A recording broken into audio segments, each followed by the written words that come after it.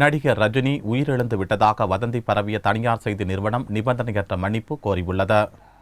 நடிகர் ரஜினி மாரடைப்பால் காலமானதாக வியாழக்கிழமையன்று காலை இலங்கையில் இருந்து செயல்படும் ஒரு தனியார் செய்தி நிறுவனம் செய்தி வெளியிட்டது.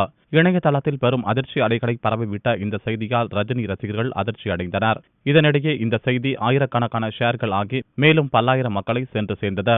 ரஜினி நலமுடன் உள்ள நிலையில் இத்தகைய வதந்திகள் பரப்பப்பட்டதை அடுத்து அவரது குடும்பத்தினர், உறவினர்கள் மற்றும் நண்பர்கள் அதிர்ச்சி அடைந்தனர். இது தொடர்பாக ரஜினி மனைவி லதா கூறுகையில், தன் கணவன் பற்றி வெளியாகும் வதந்திகளை யாரும் நம்ப வேண்டாம்.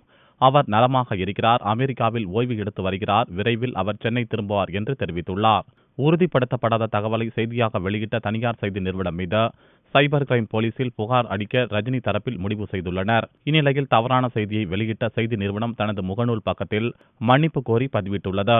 இத்தகைய மோசமான செய்தியை வெளியிட்ட செய்தி நிறுவனத்திற்கு பல்வேறு தரப்பினரும் கண்டனம் தெரிவித்துள்ளனர். ரஜினி ரசிகர் உள்ளிட்டவர்கள் சமூக வலைதளங்களில் அந்நிறுவனத்தை கண்டித்து பதிவிட்டு வருகின்றனர்.